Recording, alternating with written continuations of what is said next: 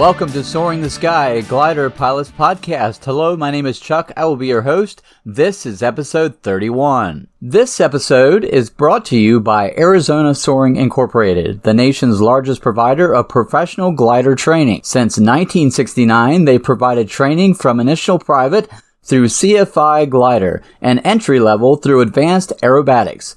Open year-round, 7 days a week. More information is available at azsoaring.com.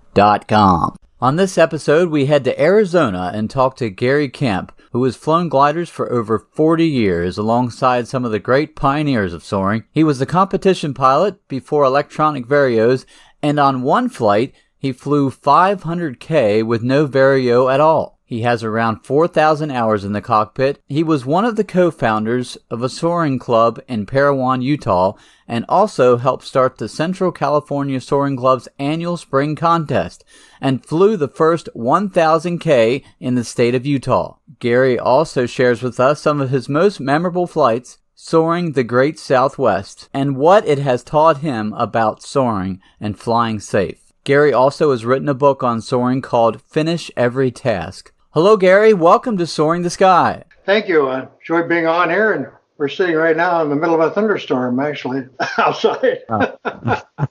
Well, then it's not a good time to fly, so you're not missing out on anything. No, I'm missing out on anything now. When did your aviation story get started? You know, I was thinking back on that because I've listened to your podcast, and I knew you would probably ask that question. But I guess my first interest in aviation began when I was about 9 years old, and that was right after the World War II. And went and visited with my uncle, and his older daughter, a little older than me, had a bunch of World War II fighter plane models in her bedroom.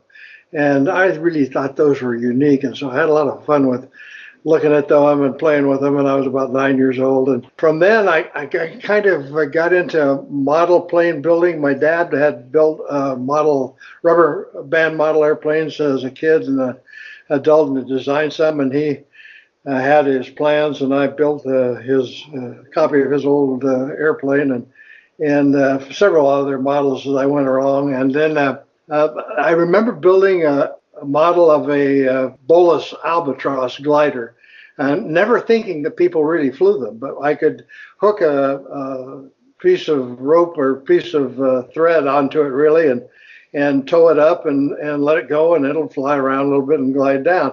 So all of that kind of led me into about 1967, when I happened to catch on the Wonderful World of Color, a movie or a video of a boy who flew with condors.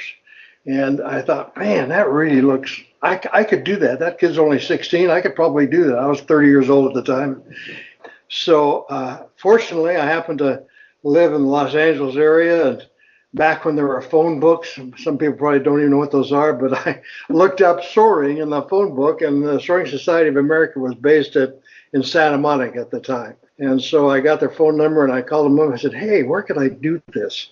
And they gave me a number of places, and one of them was Lake Elsinore in Southern California. Went down there and took a ride, and then a year later started into learning how to fly glider and soloing. So that's kind of the beginning. What did you start flying? What was the first glider? You know, the first glider I took a ride in was an old World War II glider, an LK-10A. And I took one ride in that, and I was hooked pretty much. But we were expecting to adopt a baby within the month or two after I took that ride. And my wife said, no, you're not going to do it now. And I kind of reluctantly agreed that we'd put it off for a year.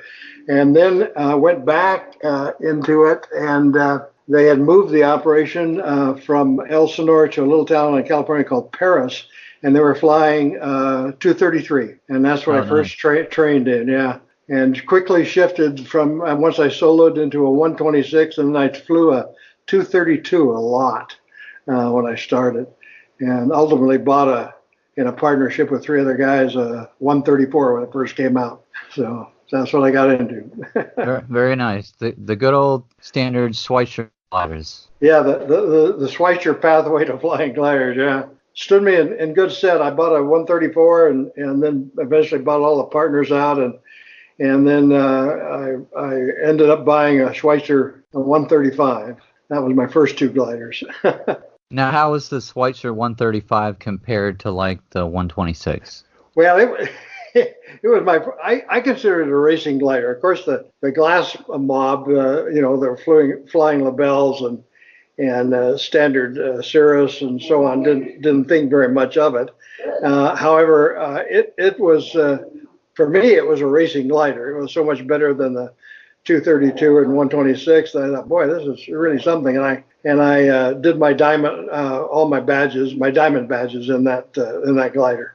So I thought it was pretty good. It was the first glider I flew that had 80, I think it was 80-degree flaps. Didn't have spoilers, so I had to learn how to fly a flap glider, and that was kind of an experience too, never having been in one. Now, for those that don't know what the diamond is, could you tell me what that involved? The 3 diamond badge, it goes in a progress from a silver badge to a gold badge to a diamond, and ultimately you fly further and longer and higher, basically. And the diamond badge, the 3 diamond badge was a 500-kilometer flight and an altitude gain of 500. I can't remember.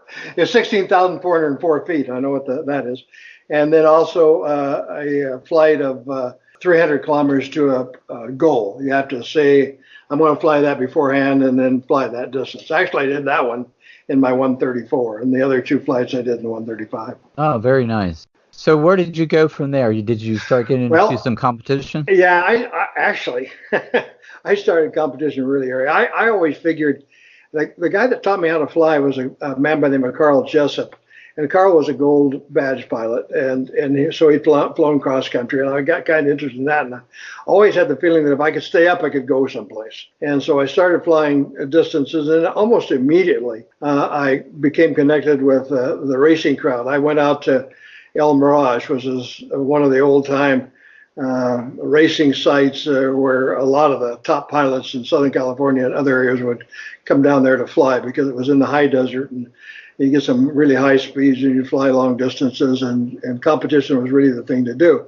So I actually started flying competition in my 134 almost right away. I belonged to a club there they called the S3C, which is the Southern California Competition Club, and their goal was to develop administration for flying contests and develop different methods of identifying turn points. In fact, they came up with the turn point cameras and taking photographs.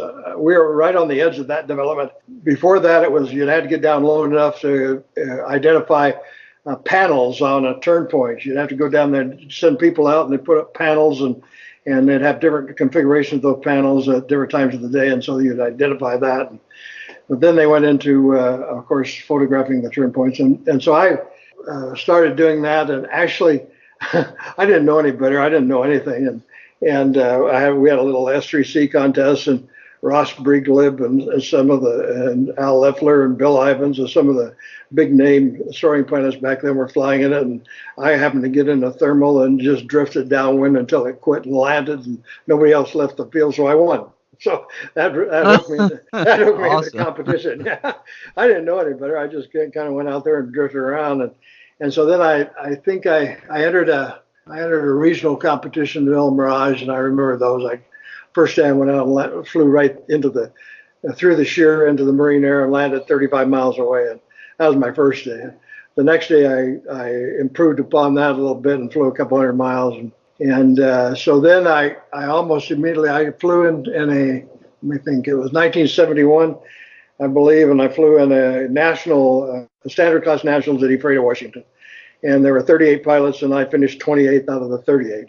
And I remember Paul Schweitzer, not Junior, but Paul Schweitzer's nephew, a younger Schweitzer, he had a 134 with a retractable gear. And I thought that was pretty high tech because I had a fixed gear. And I remember Nelson Funston, he was flying there, and Rudy Alleman. And Nelson had a K6, Rudy had a LaBelle, and Ray Gimme was there, and some of the other top pilots of the day were flying that contest. And so I think I landed every place you could probably land. My first contest flight was out to the east and then back up to the north a ways, and I think it was 250 plus miles, and I'd never flown that far. And I made about 175 and landed. So I was fortunate to finish as high as I did. But wow. It went on from there. I got to fly. The next year I went down to Marfa, Texas, and flew in the 72 in the Standard Nationals, and I got to fly with some of the top names in soaring, and I finished 38 out of 62. So I actually was the only medal airplane in the contest. I actually had people laugh at me, but I beat 24 of them, so got even. They weren't laughing. Yeah, I weren't laughing at the end. So that's where it all started. So you did 1,000K, the first one evidently in Utah, correct? Right, right. I had been looking at 1,000K and soaring conditions in the high basin, the desert high basin area. And then I had developed an idea that I was thinking that we'd get west winds in the day, and that would come up against the Pavant Range, which sits along the valley along Interstate 15, I guess it is. I think it's 15. And it runs all the way that length of that whole area. There's 160 miles of mountain range. And I thought that'd be a great place to go and make some long flights and fly some record flying, because there's virtually nothing that had been done up to that time in Utah. There was a few small state records, and there had never been I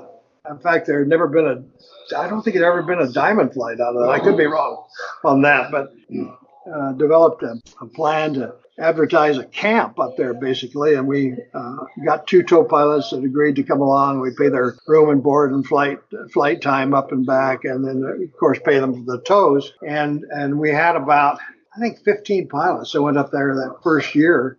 We were originally going to go to Cedar City, and it turned out they were pretty inhospitable. And so we went the next airport up the road, which is Parowan, and they were great. They just accepted us wholeheartedly, and that was in 1991, and they're still flying every year. I think the Motor Glider Association goes up there and has a contest, so still going on. Now, you started a soaring club in Central California, right?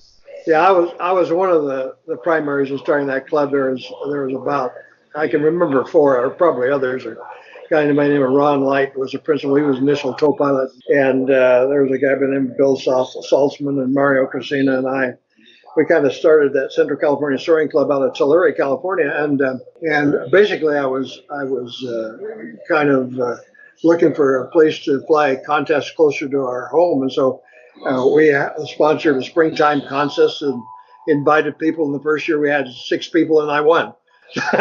So nice. That was about 1973, I think, 72, 73, somewhere in there. And I was flying the 134 still then, and that's before I bought the 135. So we started that contest, and it's still going on today. They have a spring contest every year. They've moved over to Avenal, and they bought that airport at Avenal, which is right adjacent to the Coast Range, and they do a lot of flights out of there, a lot of flying in that area now. A lot of fun. There was no flight computers. There's no electronic varios. You're just flying stick and rudder, and you're flying with something called a pellet vario. What is that? Yeah. A pellet vario has a pitot tube. It's air driven, and then it has a little thermos bottle with a captured air mask, and the difference in pressure between the pitot and that captured air mass basically makes a pellet go up if you're in rising air, and it's a green pellet. And then a red pellet will go up if you're in descending air. And that was the only instrumentation we had insofar as a variometer concerned. Of course, we had radios and altimeter and airspeed and so on. But there was no electronic instrumentation at all early on. It was kind of see the pants and be real sensitive to what was going on around you. And I think of that. I remember later on when we were flying at Parowan, of course, it was really good conditions, but I had a situation where I'd had my glider being worked on by John Sinclair, and it turned out that a leafcutter beetle had packed a bunch of leaves into my Braunschweig tube, where my tube went in the tail, and so it didn't work. So I had no varios at all for 2 flights, and one flight I did 500 kilometers with no vario, and wow. And it's just because I learned basically to fly with something that made you really rely on the seat of your pants. So that was kind of a fun experience. And then, of course, once we got an audio variometer, I felt like it had died and gone to heaven, because you didn't have to look at anything to see if you're going up. You could hear it. Right. That was pretty fantastic.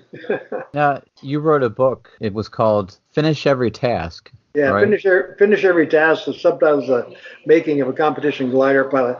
Really, it takes me from beginning life really in competition of various kinds.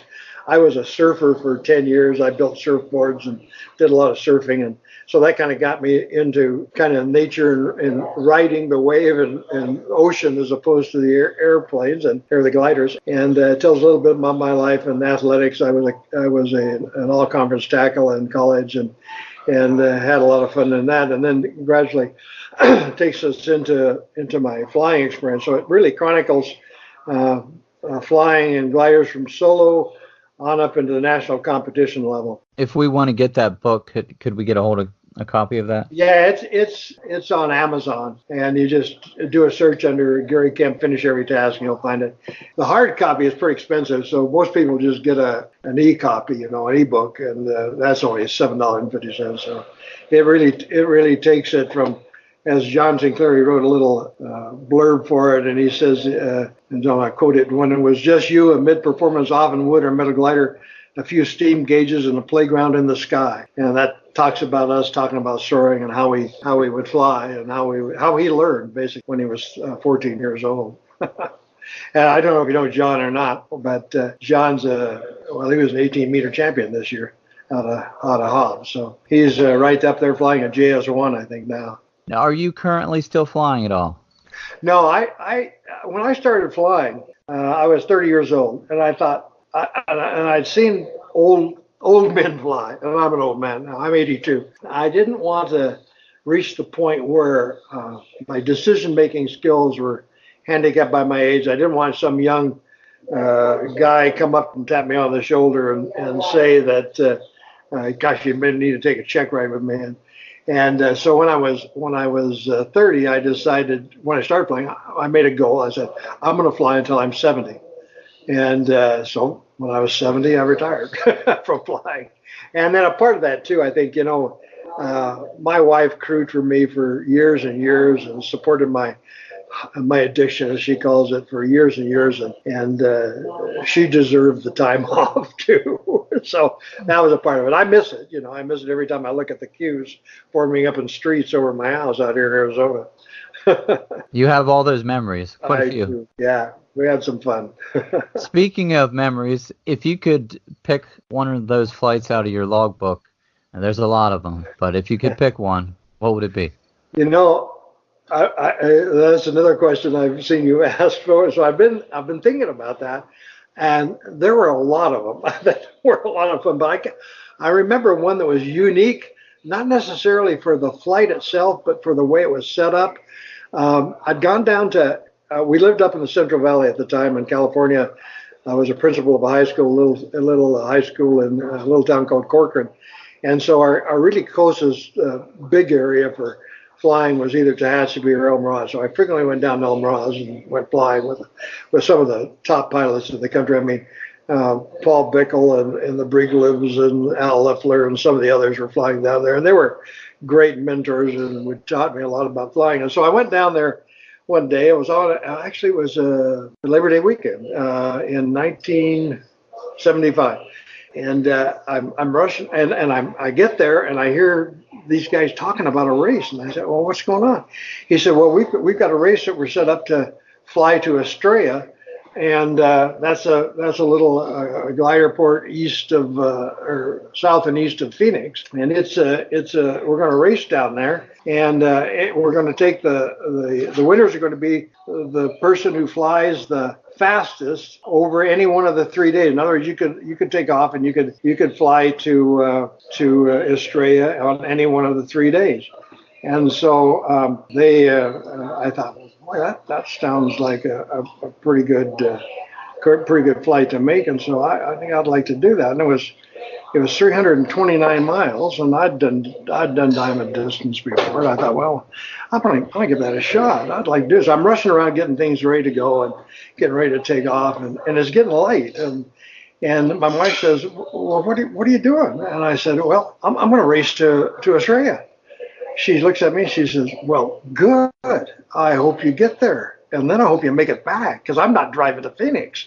So I kind of fumbled with it. I said, "Oh, okay. I guess that's all right. I guess I'll do that." And she said, "Okay." And so I remember I towed off at 1:30, and it's 329 miles. It's a little late, actually. I've had friends of mine who saw me take off and said, well, you got off tow and just headed east as fast as you could go. But I don't think it was quite like that. But I followed the mountain ranges. I had flown in Australia before, and I had flown to from El Mirage to Parker, Arizona for my diamond goal. And so I kind of knew some of the intricacies. I was a little concerned about Blythe. It's the Colorado River Valley, and I was concerned that there might be not enough lift across there. And I had actually flown when I went down to Marfa. I'd flown and landed at Quartzsite, which is just across the Colorado River outside of Blythe, the next city in Arizona. And so I was familiar somewhat with the area, and I wasn't feeling too uncomfortable. So I headed down there, and I got there about a 5-hour flight, I think. And as I came into Estrella, about this time of year, actually, I look up and I see what's called a haboob. I don't know if you've seen know what that is or not, but it's basically it says dust storm. It's after an Arabic word that talks about dust storm. And it's a huge wall of dust coming across the Estrella Mountains right next to the glider port. And actually, I saw two fighter jets who are based out of Luke fly into it, and I kind of thought that was curious. Anyway, I landed, and they put me in a hangar, and I was just fine. So I called my wife, and I said, "Well, I've made it. I'm okay." And she said, "Well, I'm going home. I'm going back up to Corcoran, and when you fly back, if you don't fly on too far out, when you come back, Walt and John Seaborn, who are friends of ours, are here at El Mirage, and they'll come and get you when you land out." And I said, "Okay, well, that's good. I'll do that." So woke up the next morning, and gosh, it didn't look really good. And that was back in the days before some of the fancy weather prognostications. And if you wanted to know how the flying is, you looked out the window and said, "Well, it looks like a good day." So Saturday did not look like a good day. And I think I had all of $5 in my pocket when I came down there, no change of clothes, nothing else. And I slept on the floor of the line shack there for the first night. And the second night, a bunch of other people flew in, and they got a motel room. They let me sleep on their floor. And so Monday came, and I was working. I had to get back to work it was Memorial Day, and I had to get back to work. And the water pump went down, and they didn't have any water. And I knew that I was going into a west wind. And so I got up real early in the morning, and I snuck over to their swimming pool and filled up my water tanks from the swimming pool on the glider. And fortunately, I did, because as I took off that day, I remember being concerned I wouldn't get far enough, and Walt and John wouldn't come and get me. But it took me 3 hours to get to Blythe, and that's only 120 miles. That's not very good speed. And so, but I got to Blythe, and it really picked up good, and I was able to go on down. And so I get down to Apple Valley, which is about 18 miles east of El Mirage, and I had about 3,000 feet, but I just was concerned about I hadn't come into El Mirage that late in the day from that direction, so I landed at Apple Valley. It was 18 miles from El Mirage, and close enough for Walt and John to come and get me. I remember Danny Pearson. I don't know if you heard his name, but he flew in the Smirnoff and was quite a well-known pilot.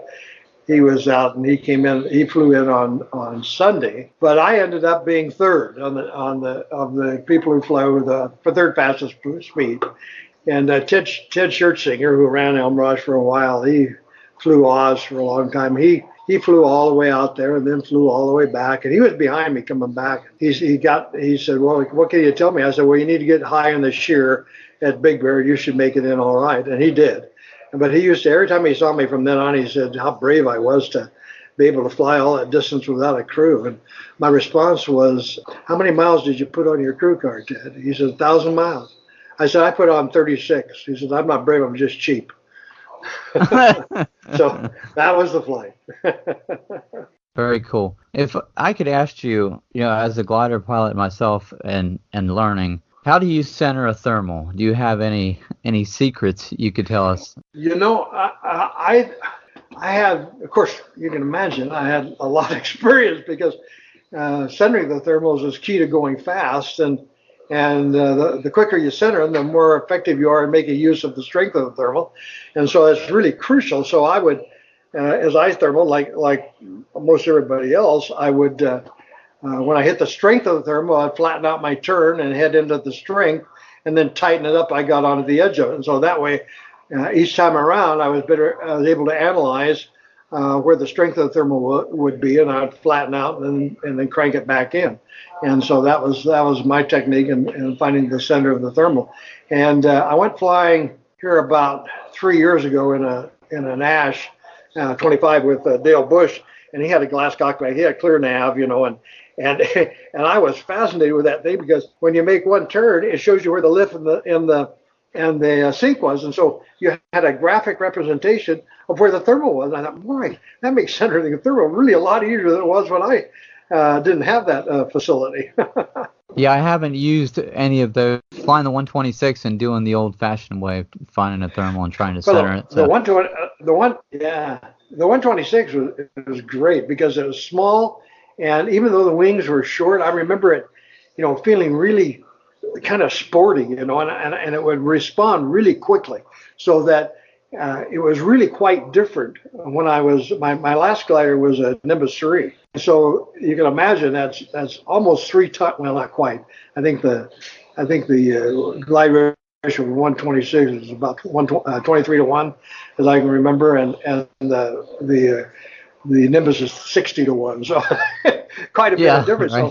So I was really able to center a thermal quicker and faster, I think, in the 126, because with a glider with the huge wingspan and the adverse yaw, you had to. When I started into a thermal, I would kick the upper rudder to get out of the adverse yaw, so I could come back in and circle in the thermal correctly. And so I had some real different techniques that I use in the big wing glider as opposed to the shorter wing.